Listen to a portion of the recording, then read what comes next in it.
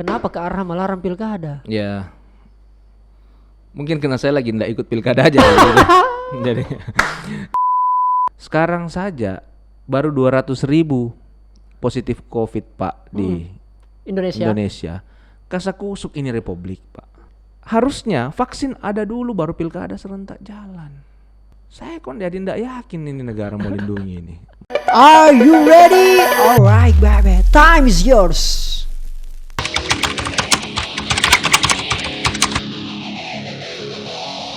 Luar biasa. Gitu. Oke, Kanda, ini kan kita sekarang ada di tengah-tengah pandemi dan ada pilkada. Kemarin ke Aram saya lihat cukup keras, bahkan sebelum itu juga sudah cukup keras. Kalau bisa tidak usah ada pilkadanya. Dan ini juga merembes karena gini kan kalau kita pilkada kan ya harus kita akui ke bahwa masyarakat itu termasuk anak muda milenial itu berfaksi-faksi, berbeda-beda, berkelompok-kelompok. Yang walaupun kita tahu jangan dong politik tanpa baper, tapi kan selama ini kan kenyataannya wah keras juga kan. Ya ada sekarang yang menjadi tim sukses ya memang setelah pemilihan memang di tim itu sukses, si calonnya tidak sukses, kan kira-kira seperti itu kan. Maksud saya adalah dengan kondisi seperti ini kita pilkada, ada pandemi COVID-19 dan kemarin saya dapat informasi dari KPU pusat ada 37 kalau tidak salah kayak terilis terbaru itu 37 positif calon kepala daerah. Dan ke Aram ini cukup mengotot bersuara soal itu. Usah diberhentikan saja walaupun kemarin banyak alasan bahwa dengan adanya pilkada perputaran ekonomi terjadi dan sebagainya. Kenapa ke arah melarang pilkada? Ya, mungkin karena saya lagi nggak ikut pilkada aja. Gitu. jadi gini, itu bercanda aja. Jadi gini. Saya pada saat kita tuh semua diinstruksikan oleh pemerintah untuk stay at home. Betul. Ya kan, lu bikin apa-apa dari rumah deh gitu. Di situ saya berpikir ini negara sedang serius gitu untuk kemudian mencegah penyebaran COVID. Walaupun saya masih sempat kecewa karena opsi yang kami tawarkan sejak awal pada saat COVID ini mulai masuk di Indonesia, ada angka positif 1, kami sudah usul agar presiden itu lockdown, begitu ya. Nah, tapi enggak, yang dilakukan adalah kita diinstruksikan untuk stay at home, dirubah istilahnya kemudian menjadi PSBB lah apa segala macam gitu. Kemudian stay at home. Lantas kami punya kesempatan untuk dialog dengan Ketua Komisi 2, Bang Ahmad Doli Kurnia, yang membidangi urusan pilkada pemilu segala macam gitu ya. Kami minta pada saat itu kurang lebih 4 bulan atau 5 bulan lalu agar pilkada itu ditunda, pilkada 2020 ditunda, lalu kemudian seluruh kepala daerah itu PJ saja, pejabat saja sampai 2022. Saya nggak mau 2021 Pak. Kami ya berpikirnya itu tidak ideal 2021. Kenapa? Jal, kita daerah yang mau pilkada itu di seluruh Indonesia 270 bos. Betul 270 daerah. Kok kali 270 kali 2 pasang calon, kali rata-rata pendukungnya 100.000. Saya mau bilang begini. Jutaan orang akan terlibat aktivitas pilkada ini. Sekarang saja baru 200.000 positif COVID Pak di Indonesia. Kasakusuk ini republik Pak. Kasakusuk ini pemerintah. Mau taruh di mana ini orang? Kasakusuk itu dokter kodong. Ratusan dokter meninggal gara-gara tangani pasien-pasien COVID. Siapa yang mau jamin? Siapa yang berani menggaransi? Suruh dulu bicara tuh pemerintah. Kalau Januari tidak jutaan orang positif COVID. Baru tahapan-tahapan, belum ada yang ditetapkan sebagai calon saja sudah ada 60 Pak di seluruh republik. 60 Jal, bukan 30. Bukan 30 kan? 60 gitu loh. Update terbaru 60. Ya. Kepala daerah, calon kepala daerah yang positif konfirmasi positif COVID-19. So, itu calonnya, gimana pendukungnya? Gitu loh. Tidak semua pendukung ini bersedia di swab toh. dia juga bersedia, alat swab juga nggak bisa cover semua. Betul. So saya sangat yakin bulan Januari 2021 kalau pilkada ini nggak berhenti, jutaan orang di Republik Indonesia ini bisa positif COVID. Dan bagaimana kita bisa kemudian memastikan negara, pemerintah menghandle itu? Sekarang saja dia tidak mampu handle. Yang baru ratusan ribu jauh. Nah ini, oleh karena itu kami mengusulkan agar supaya pilkadanya di 2020 ditunda ke 2022 atau 2023. Anggaran yang 15 triliun yang diperuntukkan untuk pilkada serentak dipakai untuk merecovery perekonomiannya kita dengan berbagai macam tools lah, program yang dipercayakan kepada pemerintah lah, gitu loh. Intinya ini 15 triliun kau pakai untuk bagaimana recovery kita punya perekonomian. Tommy punya tugas itu sebagai pemerintah pikir. Nah, kemudian 2021 juga baru ada vaksin, Pak. Jadi vaksin itu sekarang juga kan baru diuji coba tuh vaksin, belum diproduksi massal. Iya. So harusnya vaksin ada dulu baru pilkada serentak jalan. Karena harus dipahami, Bos, tugas negara adalah melindungi segenap tumpah darah. Itu. Saya kok jadi tidak yakin ini negara melindungi ini masyarakatnya kalau pilkada serentak tetap dilaksanakan gitu. Lagi-lagi, sekali lagi saya mohon maaf begitu ya. Memang persoalan anak gitu loh. Nah, begitu. Ini kan ya kan begitu. I see. Itu harusnya. Akhirnya kemudian ada calon kepala daerah, kami akan membasmi COVID-19 di janji-janji politiknya ini. Kami nanti kalau jadi kami akan mencegah, mengembalikan kota kabupaten ini untuk terbebas dari COVID-19. Itu sah-sah saja kan, Kak? Ya, untuk jadi janji kampanye sah-sah saja begitu kan. Apapun ini kan semua terpulang kepada pemerintah pusat. Betul. Terpulang kepada pemerintah pusat. Istilahnya kita di daerah ini hanya bisa berencana begitu ya. Betul. Pemerintah pusat yang menentukan. Bahkan kemarin saya dengar ada yang positif juga narkoba. Iya. Calon kepala daerah dan sebagainya. Ini bertambah lagi positif yang lain ini. Iya. Nah, itu yang parah gitu. Itu yang parah. Kalau COVID oke lah. Ya artinya memang sudah dalam keadaan kondisi seperti ini. Tapi kalau narkoba kan memang agak fatal dan sampai KPU mendiskualifikasi dan tidak bisa tes ulang. Saya baru tahu itu. Terus saya kira bisa tes ulang tahu meyakinkan lagi. Ya, saya juga mesti kan dapatkan konfirmasinya, dapat informasinya. Artinya begini, pertama kita tuh saya tentu saja sebagai generasi muda kena yang disangka begitu ya. Yang disangka positif itu teman-teman kita generasi muda, sehingga saya mencoba untuk berpositive thinking saja bahwa bisa jadi memang ada kekeliruan karena sekarang ini kan ada kadang-kadang kita lagi konsumsi obat apa begitu kan, lalu kemudian biasa seperti itu begitu. Seperti itu. Jadi memang harus ada pembanding juga kira-kira seperti itu. Betul. Gitu. Oke Kanda, saya masuk bagian-bagian akhir ini. Iya. Situasi sekarang kita sebagai milenial punya tantangan yang saya kira sangat-sangat berat gitu. Apalagi kondisi perekonomian yang semakin coret-marit. Kak Aram melihat anak-anak muda semua ini lebih fokusnya mengarahkan mereka kemana gitu. Maksud saya adalah ada kemarin saya dengar bahwa kita membangun Indonesia dari desa. Ini kan banyak ini Kak, orang ke kota, ya kan, anak-anak muda ini kuliah dan seterusnya. Disuruh pulang ke desa. Yang notabene kita tahu adalah desa gimana infrastrukturnya, mungkin jaringan juga masih lele di sana atau bahkan nyaris tidak ada, listrik juga mungkin takut masuk di desa-desa itu.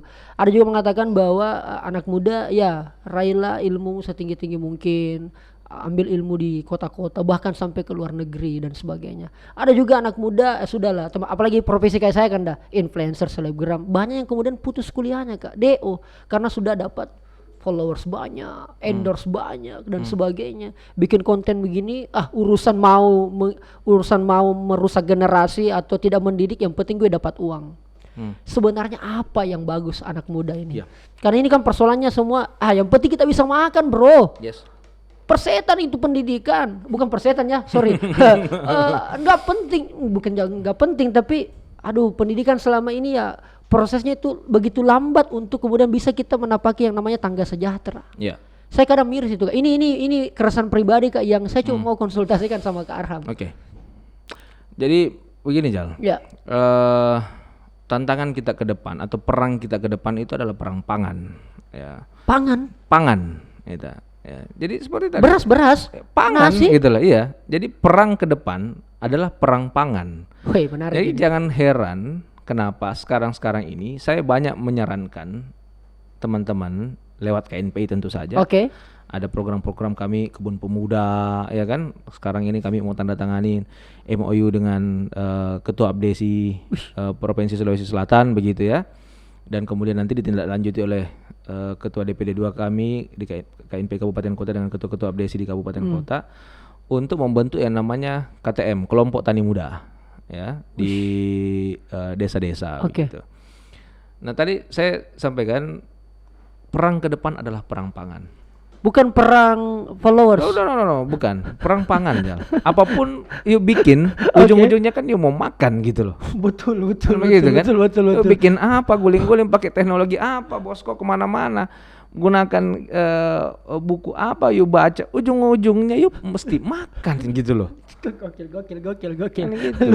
Lu pasti makan. Lu mesti makan. Kalau enggak ya lewat gitu loh. Betul. Jadi saya sampaikan teman-teman, sekarang ini kalau dulu kau jual tanah orang tuamu untuk kemudian gambling di kota, sekarang tidak boleh. Ya. Sekarang ini kau berpikir bagaimana kemudian aset atau lahan-lahan orang tuamu di desa-desa di kampung itu bisa bertambah. Kalau terlanjur hilang ya kau cari cepat itu loh, mumpung sekarang masih murah. Kalau enggak, orang-orang luar negeri yang kemudian beli itu tanah.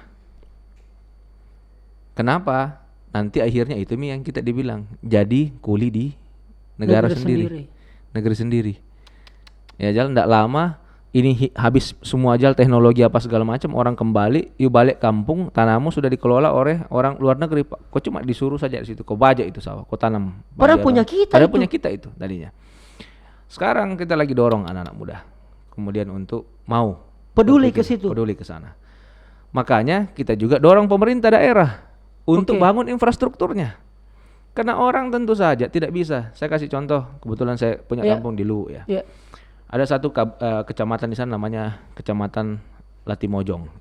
Saya kasih contoh di gunung pasti itu. Latimojong begitu ya. Jadi PAD-nya Kecamatan Latimojong itu setahu saya itu cuma 28 juta per tahun. Per tahun? Yuk bayangin 28 juta per tahun.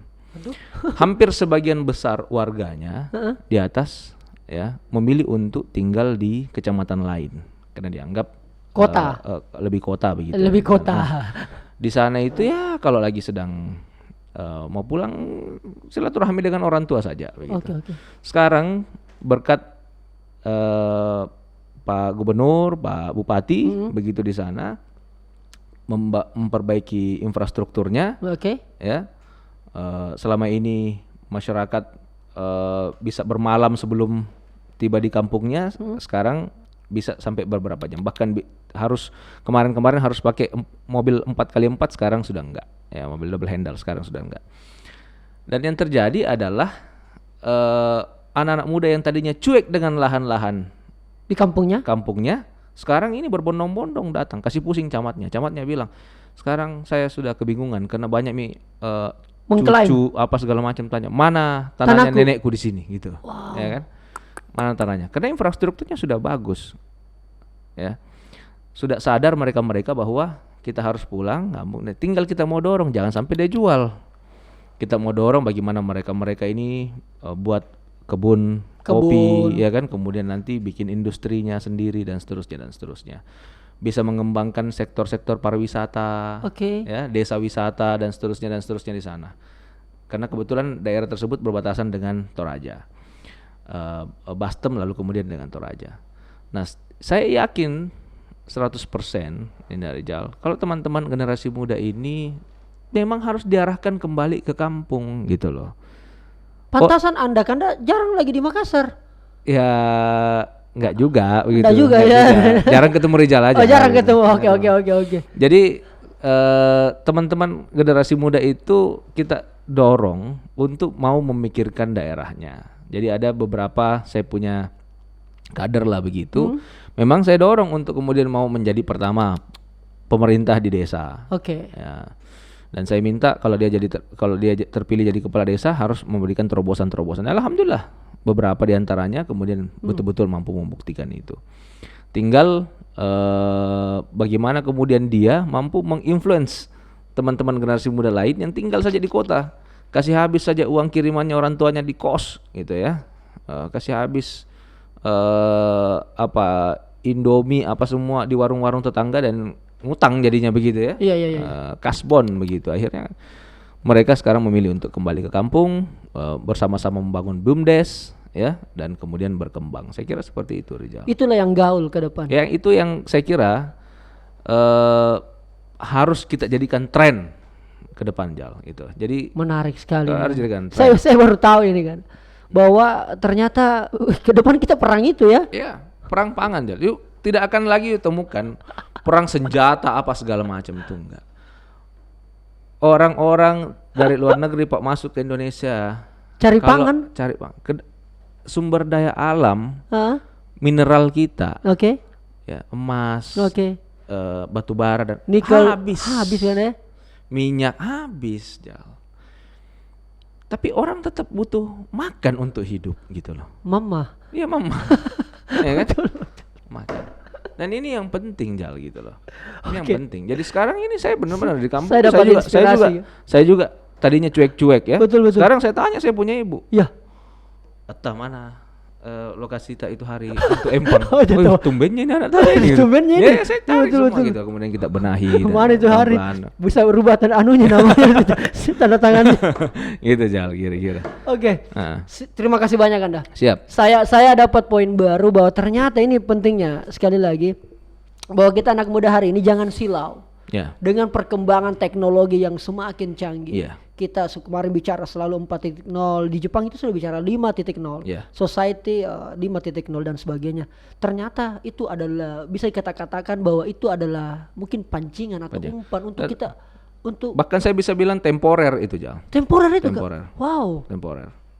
Temporer, Jal. Sekarang sorry, Jal, saya lanjut sedikit. Oke. Yuk bayangin kalau dulu itu orang berpikir apa-apa kita harus ketemu langsung apa dan seterusnya. Oke. Sekarang karena tiba-tiba ada COVID, balik lagi, ya kan? Kita menggunakan video call apa dan sebagainya. Jadi yang lain saya tidak sarankan semua teman-teman generasi muda untuk istilahnya skeptis dengan dunia politik. Oke. Saya minta teman-teman tetap buka pikiran, tetap tapi harus pertama, kau sebagai anak muda kalau mau mengurusi masyarakat, jangan kau lupa upgrade kompetensimu. Serius kok untuk mengurusi itu. Jadi saya kadang-kadang berpikir, apakah saya harus di mana, Jal? Saya harus pulang kampung, begitu kan? Oke. Lakukan seperti yang tadi saya rekomendasikan untuk teman-teman generasi muda lain. Betul. Atau saya harus ambil bagian dari pemerintahan, katakanlah di parlemen, begitu kan, apa dan seterusnya. Saya harus jujur sampaikan, saya harus kemudian ambil bagian dari pengambil kebijakan. Begitu. Makanya kemudian saya terus upgrade kompetensiku. Kalau tidak, Jal, nanti setahun 2 tahun ke depan kau undang Arham datang, isi otaknya sama aja dengan yang sekarang gitu loh. Sementara masalah semakin banyak gitu. Jadi saya sarankan teman-teman generasi muda, berhenti itu. Kau jangan kebanyakan nonton drama, nonton sinetron, Pak. Ya, apalagi yang itulah di Indonesia begitu ya. Ya, kira-kira begitu. Oke. Ya, gitu kan. Nah, yang menangis itu. Stop, please gitu loh, ya. Nonton yang begitu-begitu. Masalah kita ke depan ini, Pak, realita gitu loh. Bukan drama-drama gitu loh, ya. Untuk funnya boleh lah gitu, tapi jangan gitu. Jangan terlena dengan hal seperti itu, Bos. Kau pilih orang betul-betul, ini mau pilkada banyak nih. Betul sekali. Kau lihat isi otaknya orang itu, Pak. Kau lihat track recordnya, kau lihat isi otaknya, jangan kau gayanya. Kalau kau pilih gayanya, itu gaya bisa dibuat-buat, Jal. Gimik masuk Anda? Bisa, Jal. Sekarang yuk lihat saya dari dulu, ada yang berubah nggak? Betul. Dari dulu begini-begini aja gitu loh. Aja lu, men. Nggak pernah berubah-berubah gitu loh. Betul. Nah, gitu. Tapi pertanyaannya kemudian adalah, apakah gaya aku menentukan kebijakanku? Iya, betul. Tidak. Tidak ada hubungannya dengan orang-orang turun di got apa segala macam begitu, cium tangan apa segala macam. Masyarakat begitu, lalu kemudian kau bilang, ini baik sekali ini orang. Nggak ada hubungannya. Ini pemimpin tak. Nggak ada hubungannya gitu loh. Dengan style. Tapi isi kepala. Isi kepala. Ya. Tapi sekali lagi, teman-teman generasi muda harus juga sadar bahwa kuotanya terbatas. Orang mau jadi kepala daerah 1 pasang calon mau terpilih, mau dilantik. Betul. Jadi jangan semua juga kau berpikir begitu. Jangan semua kau berpikir mau jadi anggota DPRD. Tidak salah juga mau jadi, tapi jangan semua. Kalau kau semua berpikir juga, nah, repot gitu loh ketika tidak jadi apa semua, jadi tidak bisa punya karya sama sekali gitu. Jangan lupa upgrade kompetensi. Upgrade kompetensi, Pak. Iya. Kalau upgrade isi tas, isi dompet, penting juga gitu kan. Makanya itu. Ya penting juga. Makanya kebetulan sekarang saya 1-2 hari ke depan tes untuk masuk lanjutkan S3 di UI begitu kan. Yang lain-lain kan kalau persoalan upgrade isi tas, yuk tinggal rajin-rajin menabung aja. Pilih istri yang kemudian tidak rajin ke mall, kira-kira begitu, ya kan? Kebetulan saya punya istri tidak terlalu sering ke mall. Gitu. Tapi skincare-nya lancar. Lancar gitu. Ini. Kalau enggak kita bisa tidur di ruang tamu juga Oke. Gitu. Siap, terima kasih banyak Anda. Siap. Silakan lanjutkan perjalanan Anda ke Gunung Bawah Kereng besok insyaallah. Besok insyaallah dan sudah prepare malam ini. Sudah prepare. Iya. Anda tamu tidak diundang? Iya. Iya, bawa kampak segala seperti ini. Sengaja gitu. Sengaja emang saya sengaja datang ke sini bikin kaget lu Jal gitu. Ya, oke, terima kasih banyak Anda. Setelah ini teman-teman sekalian jangan lupa klik tombol subscribe. Di akhir ini buat teman-teman yang nonton ini, di caption saya akan menuliskan ada kuis yang kita buat ke Aram ya. Tadi Karam sempat infoin seperti itu. Saya akan buat kuisnya sederhana banget kok, milenial banget. Buat teman-teman nanti ikutin caption yang ada di kolom deskripsi. Teman-teman boleh jawab di kolom komentar. Bisa di YouTube saya di Rizal Jamal, bisa juga di Instagram saya @rizalsystem. Syaratnya cuma 3. Pertama, follow Instagram @rizalsystem. Yang kedua tentunya follow Instagram ke Arham, namanya @arhambasmin_bj. Yes. Tidak berubah kan ya? Tidak berubah. @arhambasmin_bj. Terus yang ketiga pastinya subscribe channel YouTube Rizal Jamal di konten ini, dialog podcast saya bersama Kak Arham. Nanti akan saya tulis kuis di situ dan begitu pun juga terkait giveaway-nya, hadiahnya dan syarat-syarat yang lainnya.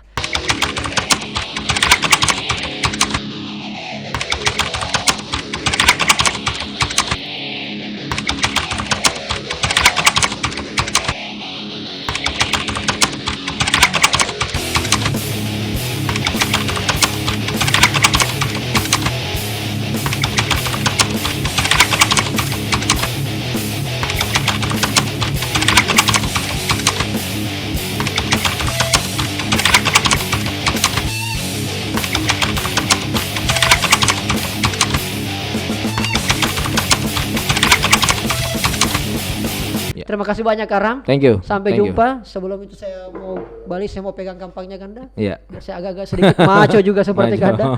Oke, terima kasih banyak Kanda. Time is over.